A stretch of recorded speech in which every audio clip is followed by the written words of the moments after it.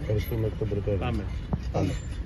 Μαζί με όλη την Ελλάδα και η Πάτρα στέλνει το μήνυμα στην κυβέρνηση αλλά και στους 300 βουλευτές, οι οποίοι είναι εκπρόσωποι, δεν το ξεχνάμε, του λαού.